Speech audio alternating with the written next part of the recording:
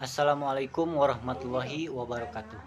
Yang terhormat Ibu Neneng Windayani MPD selaku tutor pengampu mata kuliah PTK di SD dan teman-temanku yang saya banggakan.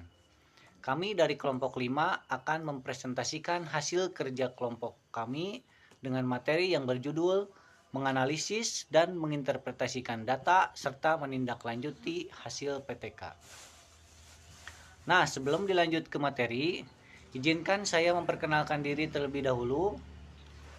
Baik, perkenalkan saya Jenny Nurdiana selaku moderator kelompok 5 yang beranggotakan 6 orang. Yang pertama, saya sendiri selaku moderator. Yang kedua, Arif Rahman selaku pemateri 1. Yang ketiga, Sri Nuraya pemateri 2. Yang keempat, Siti Rohma pemateri 3. Yang kelima, Fitri Widya sebagai pemateri 4. Yang terakhir, keenam, pemateri 5, Bu Aisri Sumiati. Sebelum dilanjutkan ke materi, saya akan memaparkan garis besar tentang modul 5, yaitu menganalisis dan menginterpretasikan data serta menindaklanjuti hasil PTK. Ada 2 kegiatan pembelajaran. Kegiatan belajar 1, analisis, penyajian, dan interpretasi data. Kegiatan belajar 2, kesimpulan dan tindak lanjut hasil PTK.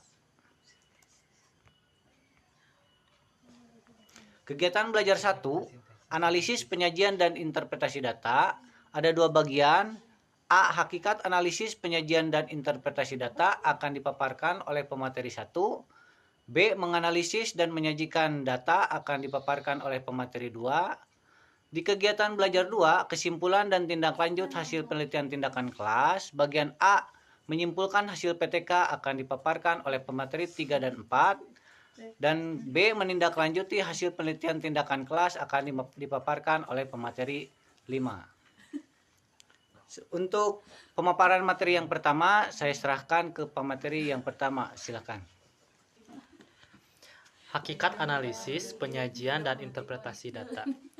Analisis adalah proses pemecahan suatu masalah kompleks menjadi bagian-bagian yang lebih sederhana dan mudah difahami. Oleh karena itu, upaya khusus harus dilakukan supaya data yang telah dikumpulkan tidak sia-sia dan percuma. Salah satu upaya tersebut berupa analisis data. Namun, tahap analisis sering menjadi tahap yang krusial bagi peneliti karena keengganan untuk mengerjakannya. Lebih-lebih jika data tersebut sudah menumpuk, akan menjadi batu sandungan yang dapat menghambat proses analisis. Isi dan interpretasi data menurut ahli. Mills mendefinisikan analisis data sebagai an attempt by the researcher to summarize the data that have been collected in a dependable, accurate, and correct manner. Dapat kita simpulkan bahwa upaya yang dilakukan oleh guru sebagai peneliti untuk merangkum secara akurat data yang telah dikumpulkan dalam bentuk yang dapat dipercaya dan benar. Mills juga mendefinisikan interpretasi data sebagai an attempt by the researcher to find the meaning in the data to answer the question so what. Artinya, upaya yang dilakukan oleh peneliti untuk menemukan makna dari data yang dikumpulkan untuk menjawab pertanyaan penelitian. Nah, tanpa melakukan analisis, kita tidak mungkin dapat menjawab pertanyaan yang mendorong tindakan penelitian. Selanjutnya, penyajian data. Setelah melakukan analisis data, tahap selanjutnya yaitu penyajian data. Tahap ini sangat penting karena berkaitan dengan interpretasi, efektivitas, dan kecocokan jenis data, supaya data yang ditampilkan dapat mudah difahami. Penyajian data diartikan sebagai pembuatan hasil laporan penelitian yang dilakukan agar dapat difahami, dianalisis sesuai dengan tujuan yang diinginkan. Penyajian data bisa berbentuk tabel, diagram, atau pemaparan berupa narasi ilmiah sederhana. Selanjutnya, mengapa kita perlu melakukan analisis dan interpretasi data? Yang pertama, karena tanpa melakukan analisis, kita tidak mungkin dapat menjawab pertanyaan yang mendorong kita melakukan penelitian. Kegiatan analisis adalah mencoba mengolah data agar lebih mudah dibaca dan dapat memberi makna pada pembacanya. Selanjutnya, menganalisis dan menyajikan data akan dipaparkan oleh pemateri 2. B. Menganalisis dan menyajikan data.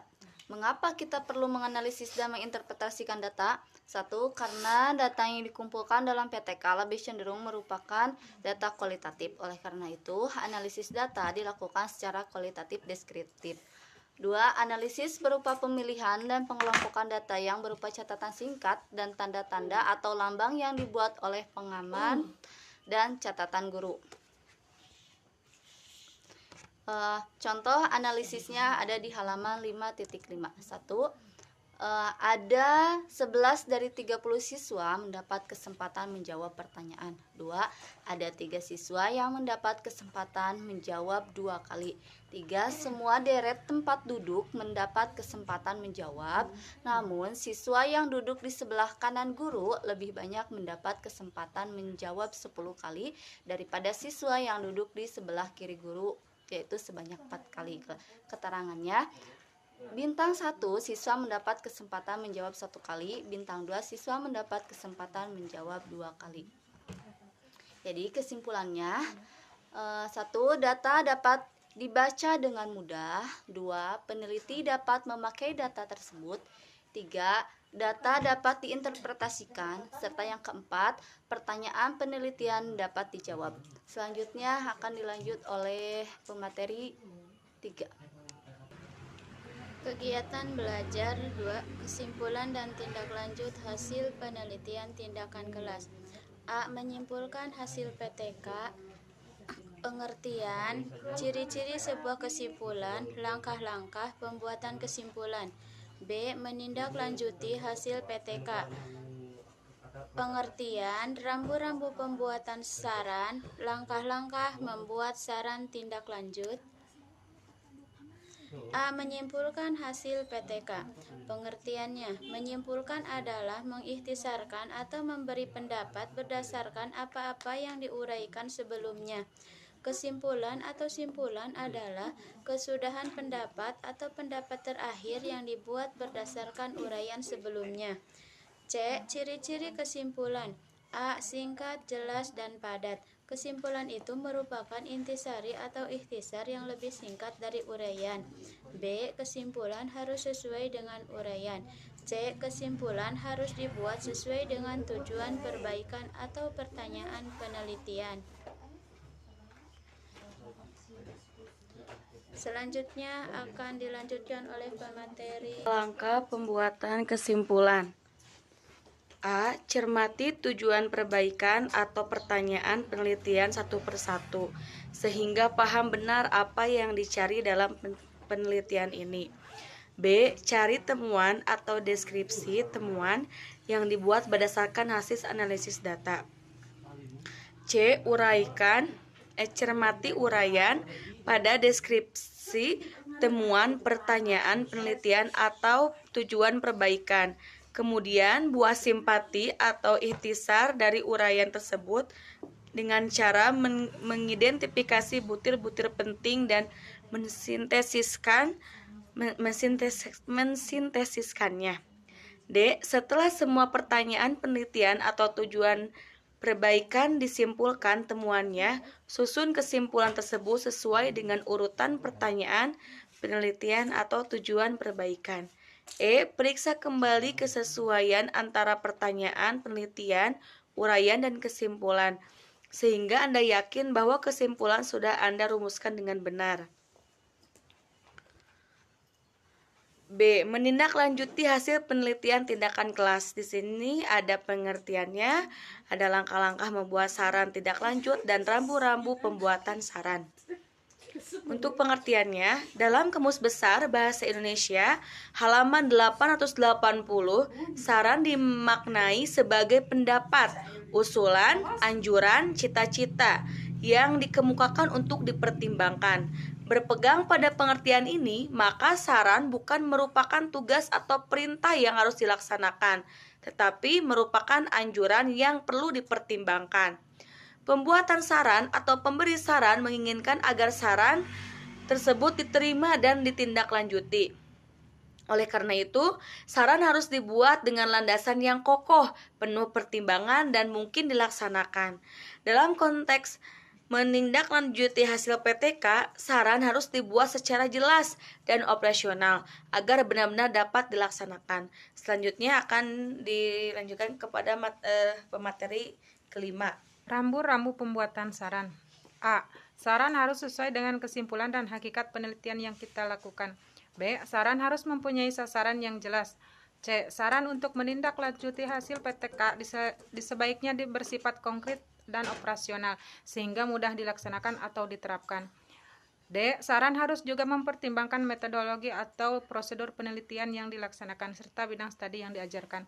E. Saran yang diharuskan merupakan pemikiran yang cukup penting untuk memperbaiki pembelajaran. Langkah-langkah membuat saran tindak lanjut. A. Cermati kesimpulan yang sudah dibuat. B. Pikirkan apa yang dapat ditindaklanjuti dari kesimpulan yang sudah dibuat. C. Tentukan kepada siapa sasaran akan ditujukan. D. Tulis saran dengan kalimat yang tegas dan lugas sehingga mudah dipahami dan menarik untuk dicobakan. Terima kasih, saya kembalikan kepada moderator. Sekian presentasi dari kelompok kami. Terima kasih atas perhatiannya. Wassalamualaikum warahmatullahi wabarakatuh.